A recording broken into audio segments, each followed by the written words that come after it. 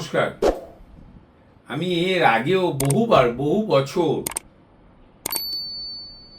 টিভিতে যখন বসতাম তখনও আমি বলেছি, অম্বুবাচীতে কখনো দেবতাদের, কোনো নারী দেবতাকে ঢাকবেন না লাল কাপড় দিয়ে। এটি ঢাকা উচিত নয়। সে যেমন আছে তেমন থাক। তাকে আমরা কি মায়ের যখন এরকম পরিস্থিতি হয় তখন কি আমরা মাকে প্রণাম করি না বা মাকে দর্শন করি না? নিজের মাকেও। এইসব কুসংস্কার, মাকে ঢাকবেন না, সংস্কারপূর্ণ জীবনযাপন করতে। আজ 22 তারিখ। যতদিন বেঁচে থাকবেন ততদিন অম্বুবাচী দেখবেন।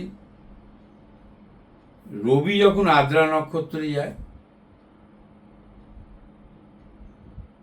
তখন থেকে অম্বুবাচীর সময়টা শুরু হয়। আজকে 2:02 নাগাদ রবি আদ্রা নক্ষত্রে গিয়েছে, 6 ডিগ্রি পেয়েছে রবি। আজকে আদ্রা নক্ষত্রে গিয়েছে,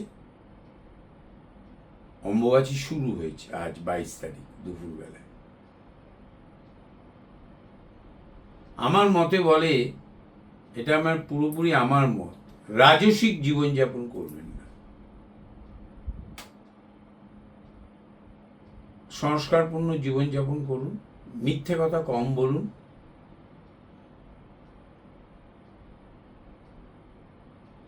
এই সময়টা মায়ের কষ্ট হয়, উপলব্ধি করুন।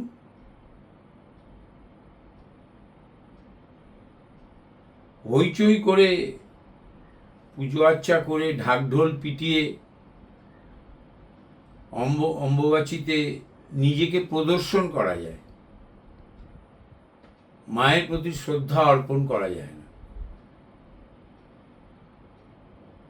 ওই শব্দটাও মায়ের কানে গেলে মায়ের অনুভূতি করুন না। আপনার যদি এরকম কিছু হতো, আপনার স্ত্রীর হতো, আপনার নিজের মার হতো, তার কানের সামনে সবসময় বাদ্যি বাজিয়ে যাচ্ছেন, তার কি ভালো লাগতো? এটা কোনো আনন্দের ঘটনা নয়। এই সময় ধ্যান করবেন, মায়ের আরাধনা করবেন, চণ্ডী পাঠ করবেন, রোজ সকালবেলায় উঠে মার কাছে নিবেদন করবেন তুমি সুস্থ হও, সবার কল্যাণে তুমি সবাইকে আশীর্বাদ করো। আমি দীর্ঘদিন, প্রায়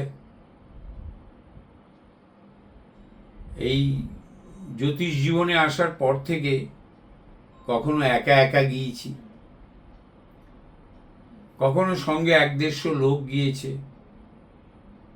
এখন বয়স বেড়েছে, আমার শরীরও খুব একটা ভালো নয় সব সময়। তা আমার এই যাতায়াতটা, এই অম্বুবাচীতে কামাখ্যায় যাওয়াটা আমার বন্ধ হয়নি। আমি যাব, কিন্তু আমাদের আর্যভট্টের এবং যারা যেতে ইচ্ছুক, আমি সবাইকেই বলেছি, বা যারা যেতে ইচ্ছুক তারা, উমানন্দ যাচ্ছে, শুভ যাচ্ছে, থাকবে 2-3 দিন 4 দিন থাকবে, হোমযজ্ঞ করবে। আমিও সকালবেলায় গিয়ে শুভর হোমযজ্ঞে উপস্থিত হব, বিকেলে নয় পরের দিন ফিরে আসব, সকালবেলায় আবার ফিরে আসব। সংস্কারপূর্ণভাবে জীবনযাপন করাটাই হচ্ছিল এই সময় মহৎ কাজ। সবার কাছে আমার 2-3টে প্রার্থনা।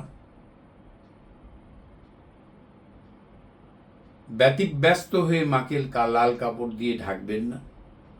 মা যেমন আছে তেমনই থাক।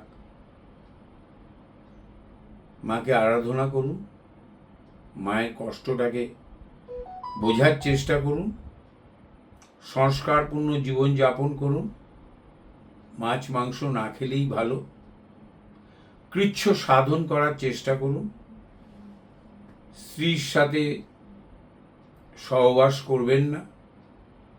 খড়ের বিছানায় অনেকেই ঘুমোয়, এই কৃচ্ছ সাধন সবার দ্বারা সম্ভব নয়। পূজনীয় ব্যক্তি, বড় সাধকরা এটা করে থাকে। ঘরের ওপরে কম্বল পেতে ঘুমোয়। কামাখ্যার পাহাড়ের ওপরে ভুবনেশ্বরী মন্দির একদিকে, আর একদিকে অঘরদের আশ্রম আছে। সেই আশ্রমে তদারকি মহারাজের সাথে এখনো আমার ভালো সম্পর্ক। ওখানে বহু সন্ন্যাসীকে দেখেছি, তারা খড়ের ওপরে কম্বল দিয়ে ঘুমোয়। আমার এক বন্ধু সন্ন্যাসী ছিল, ওখানে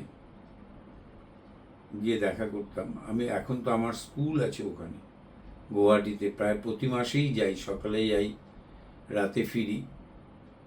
কিন্তু সকালে গিয়ে মায়ের মন্দিরে পুজো দিই, এটা আমার মানসিক একটা তৃপ্তি।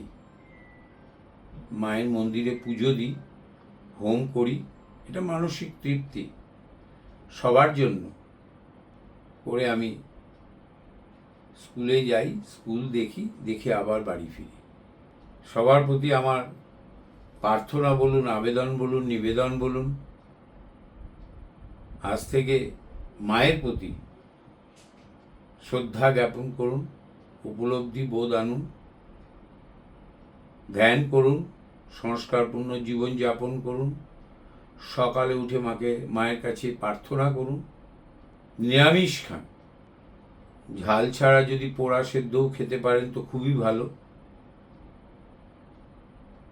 আমি টানা 14 বছর করেছি, এখন কখনো কখনো খাই আর কি, এই পিরিয়ডটায় এরকম খাই, যেমন আজকে খেয়েছি আমি, এইভাবে খেয়েছি। কিন্তু দাড়ি গোপ অনেকে রেখে দেয়, আমি সেটা পারি না, আমি কেটে নিই। মায়ের প্রতি শ্রদ্ধা জানানোটা এবং নিজের সংস্কারপূর্ণ জীবনযাপন করাটাই প্রধান কাজ। এই মহৎ সময় নিজেকে নিয়োজিত করুন মায়ের সেবক হিসেবে, মায়ের ভক্ত হিসেবে। মায়ের প্রতি শ্রদ্ধা